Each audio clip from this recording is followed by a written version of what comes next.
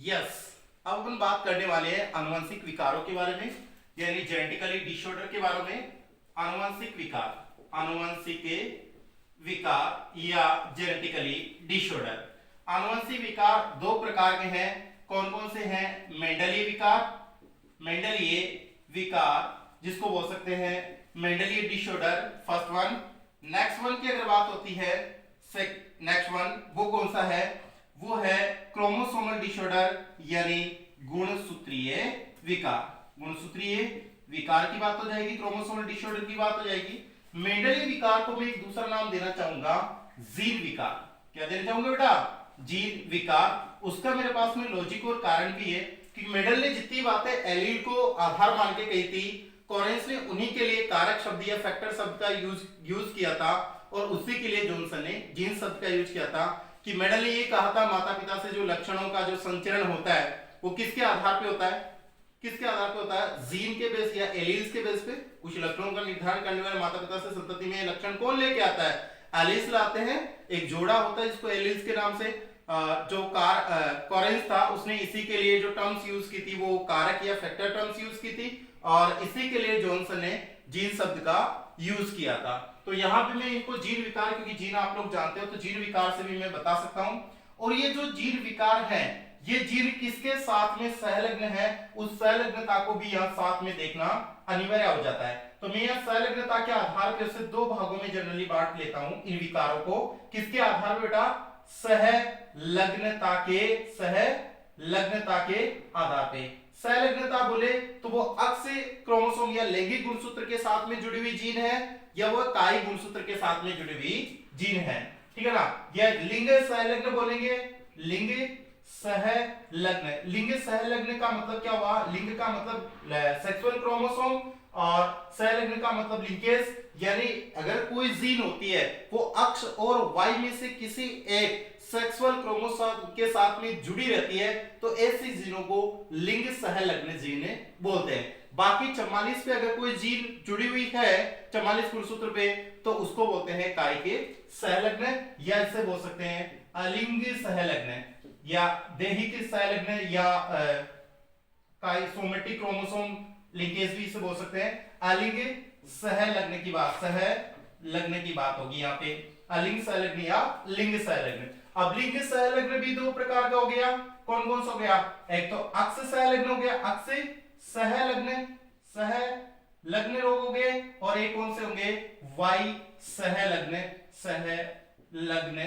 ठीक है रोग हो गए। तो यहां पे आपके सिलेबस में कौन से हैं? केवल अक्ष सहलग्न रोग है, और या फिर अलिंग सहलग्न रोग है। अब अलिंग सहलग्न रोग भी अगर देखा जाए तो डैश करके मैं बताता हूं। जैसे फर्स्ट क्रोमोसोम पे होने वाली, सेकंड क्रोमोसोम, थर्ड पे, फोर्थ पे, सिक्स पे, ऐसे करके 44 यानी 44 गुणसूत्रों के साथ में किसी के साथ में अगर कोई जीन है वो सहलग्न हो रही है, 44 के जो कायी गुणसूत्र है, अलिंग गुणसूत्र है, तो वो अलिंग सहलग्न की कैटेगरी में रखे जाएंगे। तो यहां अपन बात करने वाले अक्ष सहलग्न। अक्ष सहलग्न की कौन कौन से डिजीज आपके सिलेबस में है, वो कौन कौन से है? एक तो है हीमोफीलिया का केस देखेंगे, हीमोफीलिया। और दूसरा कौन सा है? वर्णांधता। दूसरा कौन सा है? वर्णांधता। ठीक है ना? हीमोफीलिया या कलर ब्लाइंडनेस, वर्णांधता, ये दो केस है। वाई के आपके किसी प्रकार के कोई केस है नहीं। इसमें जो अलिंग सहलग्न वाले हैं इसमें भी आपके दो केस है। कौन कौन से हैं? एक तो है फिनाइल कीटोन्यूरिया,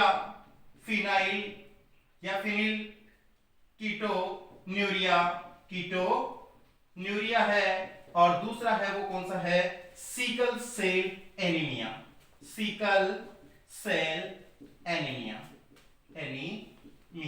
ये आपके मेनली एनसीईआरटी के सिलेबस के अकॉर्डिंग है, या जो 11th-12th का जो सिलेबस है उसके अकॉर्डिंग है। बाकी की आपके सिलेबस में है नहीं, और आपको जानना है तो आप कांटेक्ट कर सकते हैं।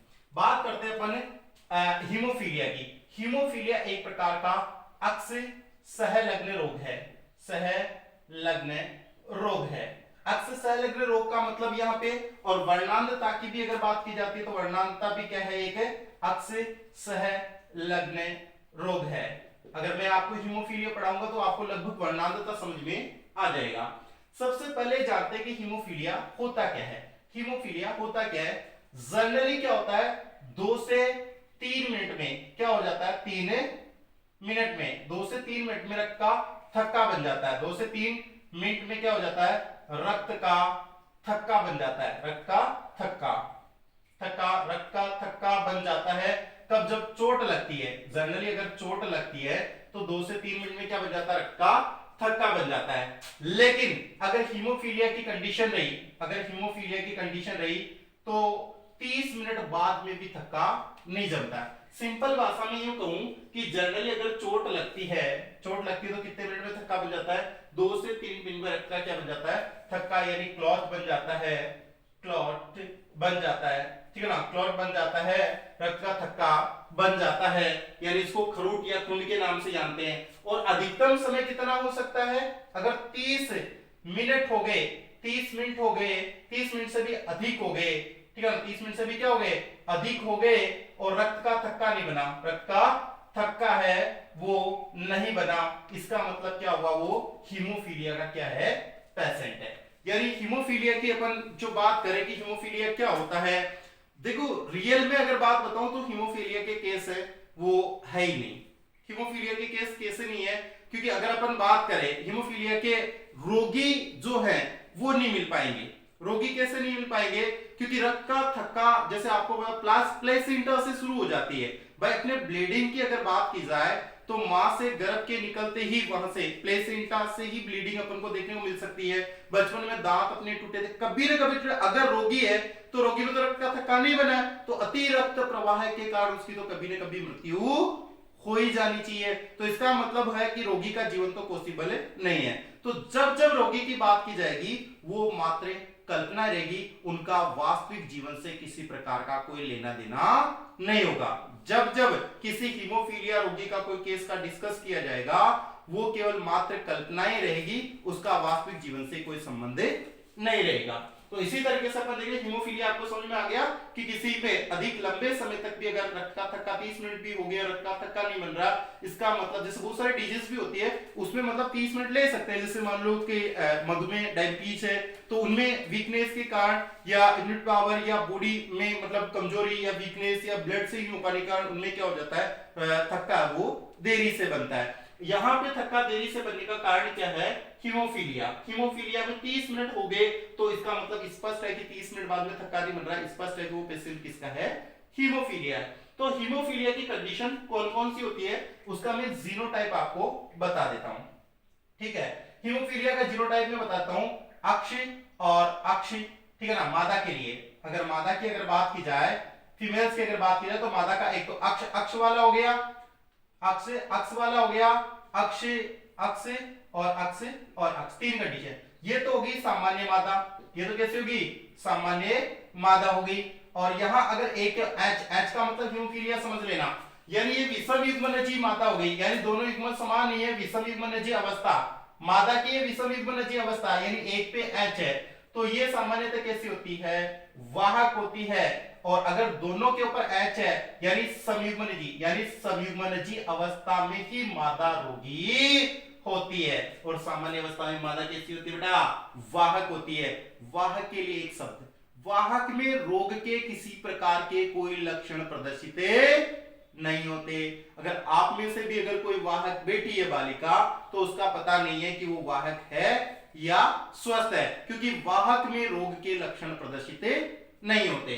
तो वाहक यानी ये वेक्टर है, ये वाहक का काम करेगी, वाहक में रोग के लक्षण नहीं होंगे, खोपड़ी में स्कैन कर लेना, रोगी होगी रोगी यानी विषम युग्मनजी अवस्था में, तो ये विषम युग्मनजी अवस्था फिर से बोल रहा हूं, विषम युग्मनजी अवस्था में मादाएं वाहक होती है हीमोफीलिया में, और समयुग्मनजी अवस्था में अगर ये चीज होती है तो क्या होती है, ये रोगी होती है। और सामान्य अगर ये नहीं है हीमोफीलिया वाली तो ये कैसी होती है मादाएं, सामान्य ही होती है। और नर की बात की जाए तो नर की यहाँ पे एक तो रहेगी अक्ष और वाय वाली कंडीशन, ठीक है। अक्ष वाय वाली कंडीशन तो ये कैसे है, सामान्य ही पुरुष है, सामान्य नर है। और दूसरी अगर बात की जाए सामान्य नर हो गए और अगर मान लो बात हो कि ये अक्ष और वाई, सर अब इस पे भी क्या एक पे एच है, तो ए से नर कैसे होंगे, रोगी नर कहलाएंगे, रोगी नर कहलाएंगे जिसके ऊपर एक। सर दोनों पे लगा दे, अरे भाई मैंने यहाँ ऊपर क्या लिखा है, अक्ष सहलग्न रोग। सर संयुग्मन अवस्था, अरे नर में तो बेचारे में एक ही तो अक्ष है और उसके ऊपर भी अगर एच लिख दिया यानी हीमोफीलिया को इंडिकेट कर दिया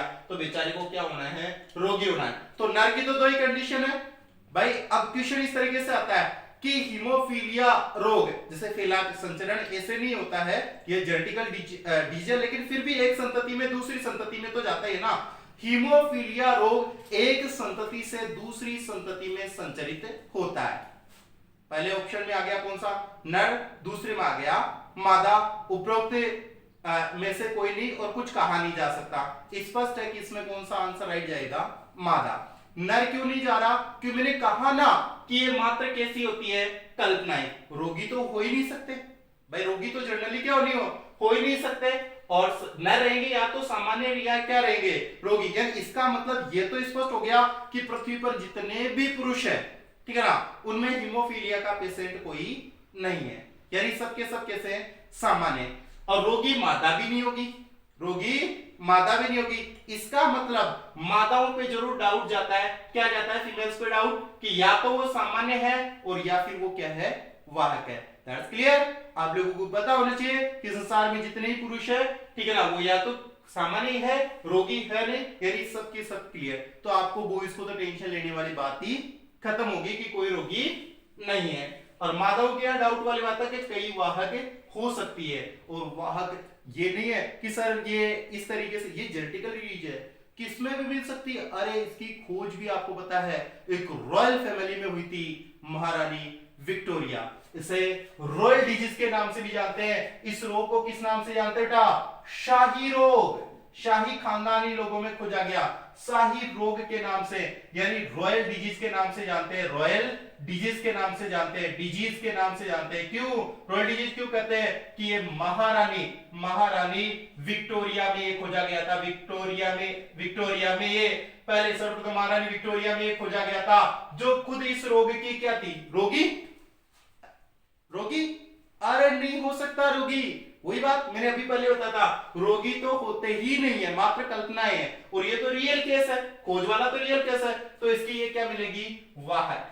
क्या मिलेगी, वाहक। तो आपको अगर ये याद भी नहीं रहता तो इसे भी याद भाई, एक स्वस्थ में तो खोजा जा ही नहीं सकता और रोगी होता नहीं है। तो महारानी विक्टोरिया कैसी है, वाहक।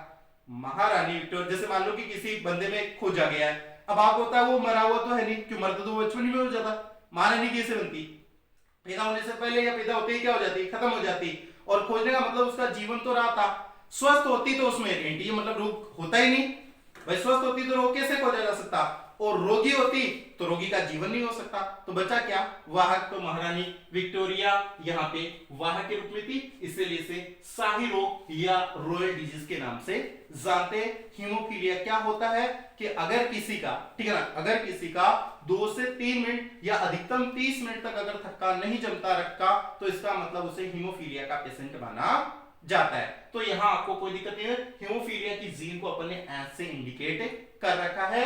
मादाओं में यह विषम युग्मनज अवस्था में, यह विषम युग्मनज अवस्था है में वाहक का काम करता है, और संयुग्मनज अवस्था में ये रोगी का काम करता है। पुरुषों में एक ही अक्ष क्रोमोसोम होता है, उस पे भी अगर हीमोफीलिया की जीन आ गई तो पुरुष कैसे होंगे, रोगी होंगे। और नहीं आई तो कैसे होंगे, सामान्य होंगे। पृथ्वी पे किसी प्रकार का कोई एक भी पुरुष है वो रोगी नहीं है, वास्तविक तौर पे।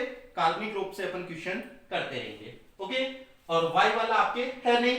तो अगले वर्णांधता की अगर बात आती है, आपके वर्णांधता का मीन्स क्या होता है इस रोग में, ठीक है ना। वर्ण का मतलब क्या होता है बेटा, वर्ण का मतलब तो होता है रंग, और अंधता का मतलब क्या होता है, अंधता का मतलब क्या होता है, अंधा, ठीक है ना। अंधा आप समझते हो, रंगों के प्रति अंधा, यानी रंगों के प्रति जो अंधा हो। रंगों के अंधा का मतलब क्या हुआ, कलर ब्लाइंडनेस का मतलब तो अंधता, और कलर्स का मतलब रंग। रंगों के प्रति अंधता का मतलब क्या हुआ कि वह रंगों में भेद नहीं कर पा रहा, यानी उसे रंग नहीं दिख रहे। और कौन से रंग नहीं दिखते हैं, इसके लिए अगर आप बार बार कंफ्यूज होगे तो मैं आपको बता दूं डायरेक्ट यहाँ पे ट्रिक, ठीक है ना, कि वैसे तो इसके लाल और हरे रंग में भेद नहीं कर पाता, और वैसे आपको ट्रिक क्या है यहाँ पे कि ऐसे व्यक्ति को रेलवे में जॉब नहीं देंगे। क्यों? क्योंकि रेलवे में आपने पता होगा, ठीक है ना, जो वहां पे व्यक्ति होता है, स्टेशन मास्टर वगैरह होते हैं, तो वो क्या करते हैं, झंडी दिखाते हैं। हरी झंडी का मतलब क्या है भाई, रास्ता साफ है, सही है, आप लोग निकल जाओ, ट्रेन निकल जाओ, कोई दिक्कत नहीं। और लाल का मतलब क्या, आगे खतरा।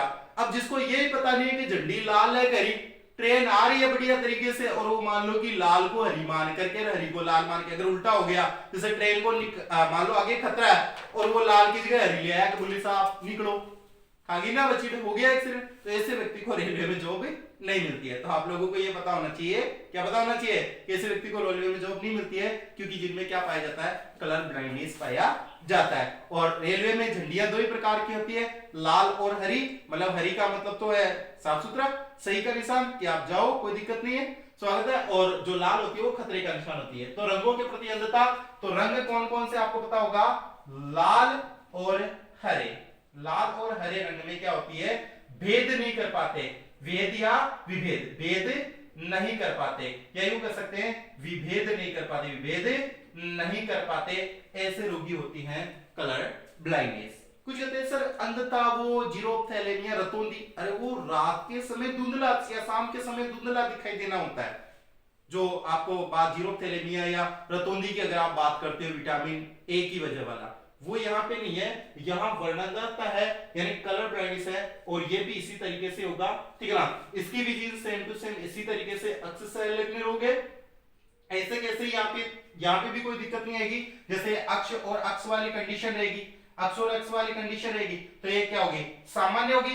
ये तो कैसे होगी, सामान्य, और अक्ष और अक्ष, ठीक है ना। और यहाँ पे अगर मान लो कि मैं यहाँ पे एच की या मान लो सी कलर ब्राइटनेस का अगर सी लिख दिया, तो ऐसी मात्रा क्या हो जाएगी, यहाँ पे वाहक हो जाएगी। ऐसी मात्रा क्या हो जाएगी, वाहक। या बड़ा लिख के देता हूं आप लोगों को स्पष्ट रूप से दिख जाए यहाँ पे, ठीक है।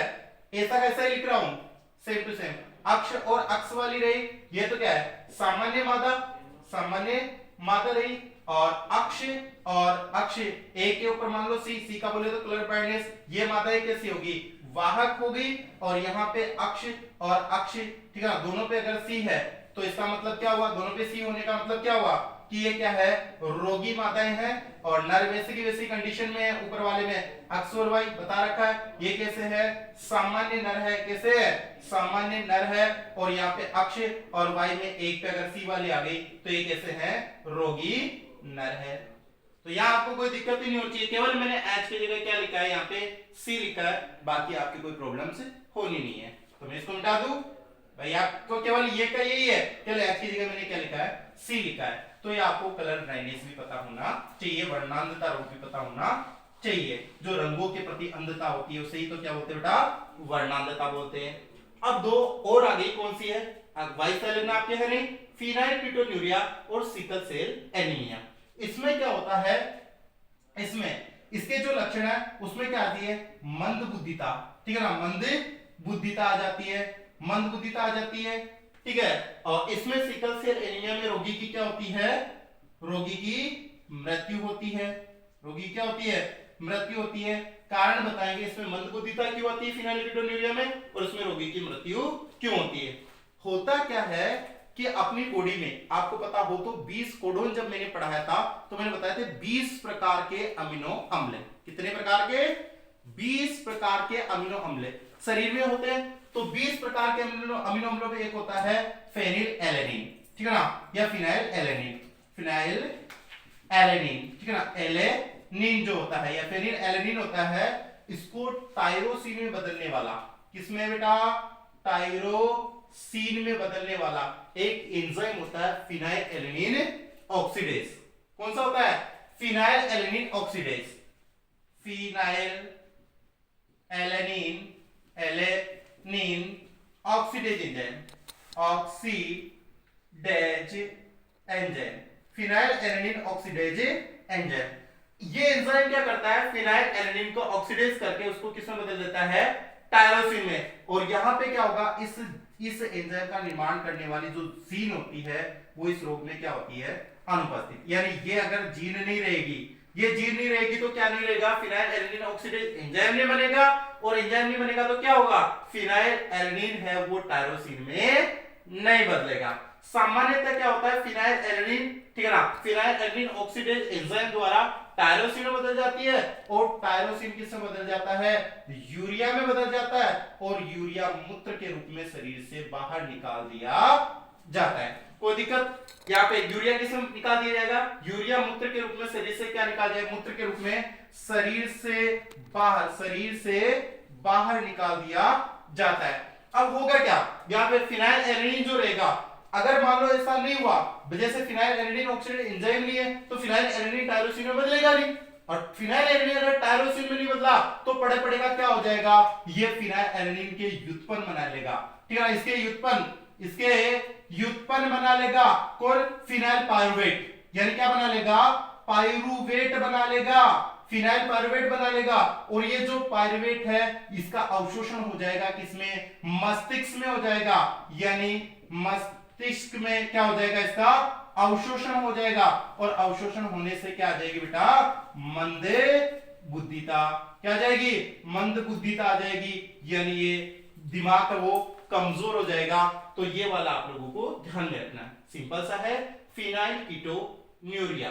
ठीक है ना, फिनाइल कीटोन्यूरिया होता क्या है, फिनाइल एलानिन को टायरोसिन में बदलने वाला enzyme phenyl alanine oxidase enzyme. ठीक है ना, इसका ये फिनाइल एलानिन ऑक्सीडेज एंजाइम क्या करता है, फिनाइल एलानिन को टायरोसिन में बदलता है, टायरोसिन यूरिया में, यूरिया मूत्र के रूप में शरीर से बाहर निकाल दिया जाता है। जब इस सीन का अभाव चलता है तो फिनाइल एलानिन ऑक्सीडेज एंजाइम का अभाव चलता है, और इस कंडीशन में फिनाइल एलानिन है वो टायरोसिन में बदलता नहीं है, किसमें बदल जाता है, इसके व्युत्पन्न पायरुवेट वगैरह में बदल जाता है, फिनाइल पायरुवेट में, और ये मस्तिष्क में अवशोषण होने से मंद बुद्धिता के लक्षण प्रदर्शित होते हैं।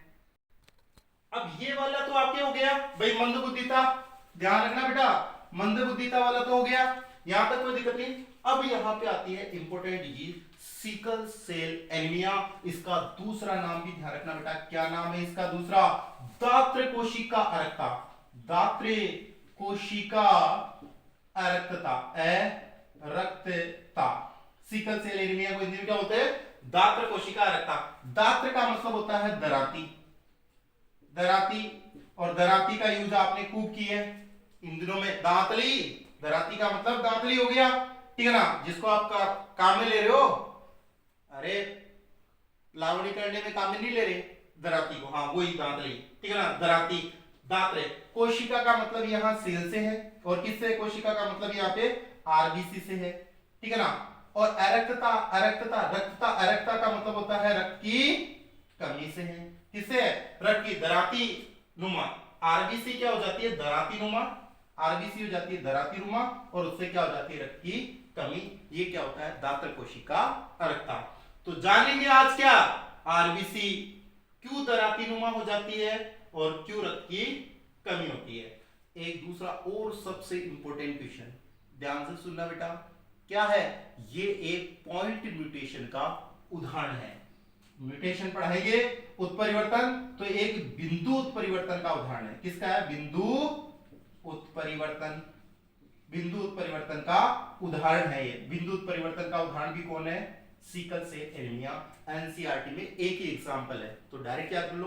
पॉइंट म्यूटेशन, एक नाइट्रोजन क्षार में होने वाला परिवर्तन, एक छोटे से पॉइंट में होने वाला परिवर्तन, एक छोटे से नाइट्रोजन क्षार में होने वाला परिवर्तन क्या कहलाता है, बिंदु, एक क्षार में होने वाला परिवर्तन, बिंदु उत्परिवर्तन। और उसका उदाहरण कौन सा है, सिकल सेल एनीमिया है। म्यूटेशन आपके अलग टॉपिक चलेगा, बेसिकली जानकारी उत्परिवर्तन आप लोग जानते हो, अचानक आने वाले परिवर्तनों को क्या बोलते हैं बेटा, उत्परिवर्तन। उत्परिवर्तन की परिभाषा क्या होती है, अचानक होने वाले परिवर्तनों को उत्परिवर्तन। लेकिन एनसीईआरटी के अकॉर्डिंग देखें तो वहां पे कायिक उत्परिवर्तन नहीं है, जेनेटिक म्यूटेशन है, यानी आनुवंशिक उत्परिवर्तन है। तो आपकी परिभाषा क्या जाती है, आनुवंशिक पदार्थ में अचानक होने वाले परिवर्तनों को यहाँ पे क्या बोलेंगे, उत्परिवर्तन बोलेंगे। तो यहाँ पे सिकल सेल एनीमिया को अपन पढ़ते हैं। ठीक है, सिकल सेल एनीमिया को टारगेट कर लेते हैं, बिंदु उत्परिवर्तन या उत्परिवर्तन अलग से टॉपिक डाल देंगे आप लोगों के लिए। Sickle cell anaemia, sickle cell anaemia में क्या होता है कि देखो, आरबीसी, आरबीसी जानते हो, आरबीसी, आरबीसी के अंदर क्या होता है, हीमोग्लोबिन, हीमोग्लोबिन, पहले बात हो चुकी है हीमोग्लोबिन पे। इसमें ग्लोबिन क्या होती है, प्रोटीन होती है। इस प्रोटीन का निर्माण करने वाली बीटा श्रृंखला, कौन सी बीटा श्रृंखला, क्योंकि आपको मैं बता दूं बीटा श्रृंखला के 6 कोडोन की प्रॉब्लम है, 6 कोडोन की प्रॉब्लम है, ये 6 कोडोन की प्रॉब्लम है या 6 अमीनो अम्ल की प्रॉब्लम है, कैसे कर सकते हैं। अब ये कल्पना आपको फिर से बता दो, देखो ये क्या है, अमीनो अम्ल। अमीनो अम्ल से किसका निर्माण होता है, अमीनो अम्ल से पेप्टाइड चेन का, और पेप्टाइड, बहुत सारी पेप्टाइड चेन क्या कहलाती है, पॉलीपेप्टाइड चेन, और पॉलीपेप्टाइड चेनों का समूह क्या हो जाता है बेटा, प्रोटीन हो जाता है। इस तरीके से प्रोटीन का निर्माण होता है। तो यहाँ पे हीमोग्लोबिन में ग्लोबिन प्रोटीन का निर्माण करने वाली कौन सी पेप्टाइड श्रृंखला, बीटा पेप्टाइड श्रृंखला। बीटा पेप्टाइड श्रृंखला के 6 कोडोन की प्रॉब्लम है। आप लोगों को और भी इसको अच्छे से और आ जाएगा जब आप कोडोन्स वगैरह की और डिटेल से स्टडी करोगे। मैं आपको बता दूं कि कोडोन यहाँ पे मान लो कि ये 1 नंबर है, ये 2 नंबर, ये 3 नंबर, ये 4, ये 5 और ये 6 नंबर और ये 7 नंबर, आगे डेट चलते रहेंगे। तो अपन नीचे 1 2 3 4 5 6 7, तो मैं 6 कोडोन की बात कर रहा हूं। कौन से कोडोन की, 6 कोडोन होता है GAG। कौन सा होता है, GAG नाम का कोडोन होता है, और ये क्या बनाता है, ग्लूटेमिक अम्ल। इससे किसका निर्माण होता है, ये कोडोन, प्रत्येक एक कोडोन से एक अमीनो अम्ल का निर्माण होता है। तो GAG से क्या बनता है, ग्लूटेमिक अम्ल। किसका निर्माण होता है बेटा, ग्लूटेमिक अम्ल का निर्माण होता है। ग्लूटेमिक अम्ल का निर्माण, और इसमें म्यूटेशन किसमें होता है, ध्यान से समझना, म्यूटेशन केवल एक नाइट्रोजन क्षारक किसमें, एडेनिन में हो जाता है। किसमें हो जाता है, एडेनिन में हो जाता है, यानी GAG के स्थान पे क्या बन जाएगा, वो की वही प्रॉब्लम, बाकी तो सब सेम है, बाकी सेम है, इसमें क्या प्रॉब्लम हुई, GAG के स्थान पे क्या बन जाता है, GUG का निर्माण हो जाता है। यानी एडेनिन का प्रतिस्थापन किसमें हो गया, प्रतिस्थापन का मतलब डिस्प्लेसमेंट, यानी वो हटा उसकी जगह वो आ गया, यानी एडेनिन के स्थान पे कौन आ जाता है, यूरेसिल। एडेनिन का डिस्प्लेसमेंट किसमें हो गया, यूरेसिल में, यानी एडेनिन की जगह क्या आ गया, यूरेसिल। ये इतना सा उत्परिवर्तन हुआ बेटा। आगे जो ये 6 है, आगे वही 7वां, यहाँ 5वां, चौथा, तीसरा, दूसरा, पहला, इनमें कोई परिवर्तन नहीं, 7वें में कोई परिवर्तन नहीं, आगे भी कोई परिवर्तन नहीं। परिवर्तन कितना हुआ, केवल GAG के स्थान पे GUG, आगे भी G, पीछे भी G, G और G, G और G, बीच में एडेनिन के स्थान पे क्या आ गया, यूरेसिल।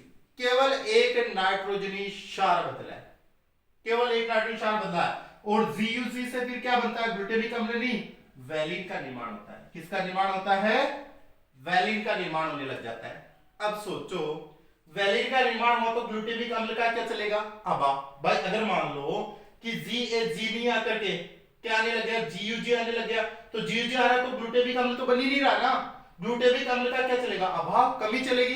क्या चलेगी, कमी चलेगी, और उस कमी के कारण क्या नहीं बन पाएगा, बीटा श्रृंखला सही ढंग से नहीं बन पाएगी। विकृत बीटा पॉलीपेप्टाइड श्रृंखला या बीटा पेप्टाइड श्रृंखला बनेगी, और इससे विकृत क्या बनेगी, प्रोटीन, कौन सी, ग्लोबिन, और विकृत ग्लोबिन प्रोटीन से क्या बनेगा, विकृत हीमोग्लोबिन, और विकृत हीमोग्लोबिन से क्या बनेगा, विकृत आरबीसी। कैसे होगी आरबीसी, ग्लोबिन प्रोटीन।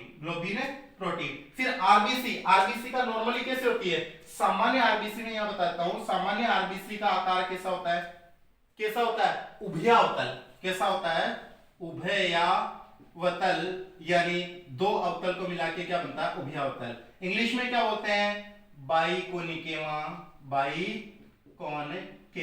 यानी बाइतनकाई कोनिकेव, रोमत काई कोनिकेव, बाइकोनिकेव, ठीक है, बाइकोनिकेव यानी उभयावतल होती है। एल्फेनलिबे चॉकलेट जानते हो ना बेटा, उस चॉकलेट की तरह होती है, बाइकोनिकेव होती है। अब होगा क्या, जैसे मान लो इस तरीके की आरबीसी है, इस तरीके की वो आरबीसी है, अब आरबीसी इस तरीके की है, और इसमें क्या होगा, जैसे ये होता है, अब ये किससे भरी हुई बेटा, HB, इसके अंदर क्या भरा हुआ है, HB। जब HB नहीं हो, मान लो किसी कोशिका में जल ही नहीं हो, तो क्या स्थिति हो जाएगी, या कोई मान लो अपने शरीर में प्रोटीन ही नहीं हो, तो क्या सुगड़ी हो जाएंगे। तो ये भी क्या हो जाती है इसी तरीके से, जैसे मान लो कि ये हो गई, ये इस तरीके से ये हो गई, ये ऊपर वाला तो चल रहा है, ये ऊपर वाला तो क्या हो गया, चल रहा है, या नीचे वाला कोई सब इधर भी मुड़ सकती है, ऐसी कोई फिक्स नहीं है। जैसे ऊपर वाली ये तो चली गई, और नीचे वाली जो कंडीशन है वो इस तरीके से ये मुड़ जाती है। कैसे मुड़ जाएगी, इस तरीके से मुड़ जाएगी, जैसे क्या होता है, हशिया होता है। तो ये तो कैसे रहती है, सामान्य आरबीसी। कैसा है, सामान्य आरबीसी। और ये कैसी है, दात्र कोशिका अरक्ता वाली आरबीसी, या दात्र आरबीसी, दात्र आरबीसी ऐसी होती है, दात्र या हशिया आरबीसी जिसको बोल सकते हैं, या विकृत आरबीसी जिसको बोल सकते हैं। जब आरबीसी में हीमोग्लोबिन ही नहीं है, आपको बताया था हीमोग्लोबिन का या आरबीसी का मुख्य काम क्या होता है, ऑक्सीजन का ट्रांसपोर्टेशन करना। तो ऑक्सीजन का ट्रांसपोर्टेशन प्रॉपर्ली यानी ऑक्सीजन का स्थानांतरण शरीर में हो नहीं पाएगा, प्रॉपर्ली नहीं हो पाने के कारण क्या होगा, एट लास्ट पे क्या होनी है, व्यक्ति की मृत्यु होनी है, क्योंकि आरबीसी का वहां पे क्या चलेगा, अभाव चलेगा। आरबीसी का अभाव, क्योंकि आरबीसी क्या होती जा रही है, नष्ट सी हो रही है, निकम में काम की है भाई ऐसी आरबीसी का जिसमें हीमोग्लोबिन ही नहीं हो ढका, हीमोग्लोबिन के अभाव में ऐसा हो जाएगा। यहाँ पे क्या है, एचबी का अभाव, एचबी का क्या है, अभाव है, एचबी का क्या है, अभाव, और इसमें क्या है, एचबी उपस्थित है, इसमें एचबी उपस्थित है, हीमोग्लोबिन उपस्थित है। तो ऐसा ऐसी प्रॉब्लम्स होती है इसके अंदर, यानी इसके कोडोन में हर एक कोडोन का वर्क होता है। ये भी अगर आपको याद नहीं रहता, ये तो याद रखना है, हीमोग्लोबिन में आरबीसी के हीमोग्लोबिन की ग्लोबिन प्रोटीन की बीटा श्रृंखला के 6 कोडोन में क्या परिवर्तन होता है, अरे याद नहीं था, जीएजी, जीजी, जीजी, और शादी के बाद में क्या जाते हैं, जीजू, जीयूजी, जीजू, ये तो क्या है, जीजी, और ये क्या है, जीजू। अब तो याद है, जीजी से फिर क्या बन जाता है, जीजू, उत्परिवर्तन, कोई भी म्यूटेशन हुआ और जीजी से क्या बन जाता है फिर जीजू, और जीजी क्या लाके देती है, ग्लूकोज, ग्लूटेमिक अम्ल का मतलब ग्लूकोज, भाई आपके खाने पीने का, आपकी ऊर्जा का ध्यान रखती है जीजी, तो क्या देती है, ग्लूकोज, और जीजाजी, जीजाजी से तो अपन मनचाही चीज बना, वाडीलाल क्या लेके जाते थे आपके लिए, हाँ आइसक्रीम, ठीक है ना, वाडीलाल वाली आइसक्रीम, यानी जीजी तो ग्लूटेमिक अम्ल यानी ग्लूकोज पिलाती है, और जीजू क्या बनाते हैं, वाडीलाल आइसक्रीम। अब क्या चलने लगे आपने, ग्लूकोज का बॉडी में अभाव, और अपनी क्या होगी, किसी न किसी प्रकार से रोगी। और यहां ध्यान रखना, फिर से बता देता हूं, सिकल सेल एनीमिया जिसको दात्र कोशिका अरक्ता कहते हैं, इसमें जो दात्र कोशिका जो रहती है दराती, दात्र का मतलब दराती, कोशिका मतलब आरबीसी, और अरक्ता का मतलब रक्त की कमी है, खून की कमी, इसमें आरबीसी दराती नुमा हो जाती है जिससे खून की कमी चलती है। ये एक पॉइंट म्यूटेशन का उदाहरण है, इसको मैं ट्रिपल स्टार पॉइंट म्यूटेशन या बिंदु उत्परिवर्तन का उदाहरण है। इसमें क्या होता है कि रोगी या जो भी इसका पेशेंट है, आरबीसी के अंदर उपस्थित हीमोग्लोबिन में ग्लोबिन प्रोटीन की बीटा श्रृंखला के 6 कोडोन में, छठे कोडोन में जीयूजी के स्थान पर क्या आ जाता है, जीएजी के स्थान पे क्या आ जाता है, जीयूजी आता है, अर्थात एडेनिन का प्रतिस्थापन किसमें हो जाता है, यूरेसिल में हो जाता है, जिसके कारण जीएजी से बनने वाला ग्लूटेमिक अम्ल के स्थान पर वेलिन बनने लग जाता है, अर्थात ग्लूटेमिक अम्ल का अभाव चलता है, जिसके कारण बीटा श्रृंखला, बीटा पेप्टाइड श्रृंखला का निर्माण नहीं हो पाता, या बीटा पेप्टाइड श्रृंखला विकृत हो जाती है, और बीटा पेप्टाइड श्रृंखला विकृत होने के कारण विकृत ग्लोबिन प्रोटीन का निर्माण होता है, जिससे हीमोग्लोबिन का निर्माण सही तरीके से नहीं हो पाने के कारण हीमोग्लोबिन का आरबीसी में क्या चलेगा, और अभाव, जिसके कारण आरबीसी मुड़ करके हर्ष्याकार हो जाती है, और इससे खून की कमी या दात्र कोशिका अरक्ता कहते हैं। तो ये जो थे, ये कौन से थे, मेंडलीय विकार थे, ठीक है ना, मेंडलीय विकार थे, और आप लोगों को ये जीन विकार के रूप में भी आप लोग पढ़ सकते हो। ये थे अलिंग संलग्न फिनाइलकीटोन्यूरिया और सिकल सेल एनीमिया, और ये लिंग संलग्न, लिंग में भी ये अक्ष संलग्न रोग है आपके, वाई संलग्न है नहीं तो मैंने पढ़ा ही नहीं, तो ये दोनों का पता होना चाहिए। क्वेश्चंस है, आप लोग इनके केस बना के कर सकते हो। कौन कौन से केस बना के कर सकते हो, जैसे फॉर एग्जांपल मैं एक बता सकता हूं, इससे बहुत सारे क्वेश्चंस बनते हैं, जिससे एक है मतलब रोगी पुरुष का कल्पना ही चलती है ना, एक वाहक मादा का क्रोश किससे करवा दिया, रोगी नर से करवाने पर संतति कैसी होगी, संतति कैसी होगी। तो आप लोगों को डायरेक्टली पता होना चाहिए, वाहक मादा की यहां से ले लो, वाहक मादा की जीन किस प्रकार की रहेगी, वाहक मादा के अक्ष, और उसके ऊपर क्या आ जाएगी, एक ये होगी, ठीक है ना, हीमोफीलिया रोगी, हीमोफीलिया की बता सकते हो आप, हीमोफीलिया की रोगी है, ठीक है ना, हीमोफीलिया की रोगी है, और वहां पे रोगी नर की कैसी रहेगी, अक्ष और वाई, और इसके ऊपर क्या आ जाएगी, एक एच आ जाएगी। अब वही मियोसिस करना, क्या करना, इस अक्ष और इस अक्ष को अलग करना, एक के ऊपर क्या लगाना, एच, और इसको भी यहाँ पे क्या करना, अक्ष और इस वाई को अलग करना, एक के ऊपर क्या आ जाएगा, एच। पहले इसका क्रॉस इससे करवाएंगे, संतति कैसी होगी, अक्ष और अक्ष, एक के ऊपर क्या आ जाएगा, एच आ जाएगा, और इधर वाले पे भी क्या आ जाएगा, एच। फिर इसका इससे करवाएंगे, संतति अक्ष और वाई, और एक के ऊपर इधर से क्या आ रहा है, एच आ रहा है, तो अपन भी एच वाला लिख देंगे। फिर इसका इससे करवाएंगे तो क्या होगा, यानी अक्ष और अक्ष, एक के ऊपर क्या आ जाएगा, एच, और इसका इससे करवाएंगे यानी अक्ष और वाई, और दोनों पे कुछ नहीं आएगा। अब देखो इसमें अनुपात क्या रहेगा, इसकी संतति कैसी है, ठीक है ना, संतति कैसी है, आप लोगों को पता चला संतति कैसी है, यानी एक तो इस टाइप की है, अक्ष और दोनों के ऊपर क्या है, एच और एच। दूसरी जो है वो कौन सी है, अक्ष और अक्ष, ठीक है ना। इसको लेता हूं पहले, ए के ऊपर क्या है एच, दूसरी कैसी है अक्ष और वाई, ए के ऊपर क्या है एच और एक है अक्ष और वाई, यानी अब ये चारों की चारों क्या हो गई, डिफरेंट हुई या सेम हुई, देखते हैं।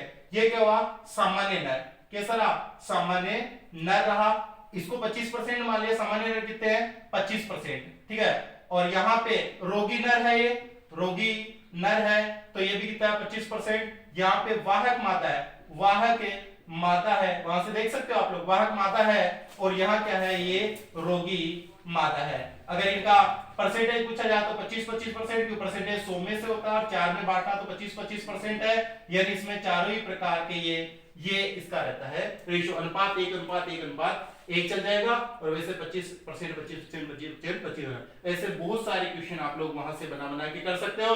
ऐसे क्वेश्चन आप कलर ब्लाइंडनेस से भी कर सकते हो। तो आप लोगों के लिए जो था वो था आनुवंशिक विकारों में मेंडलीय विकार। ये टॉपिक पूरा होता है मेंडलीय विकार। अब अपन अगले वीडियो में बात करेंगे गुणसूत्रीय विकार की। तो इसी तरीके से हमारे साथ बने रहिए हमारे YouTube चैनल एटम ऑनलाइन में। Thank you.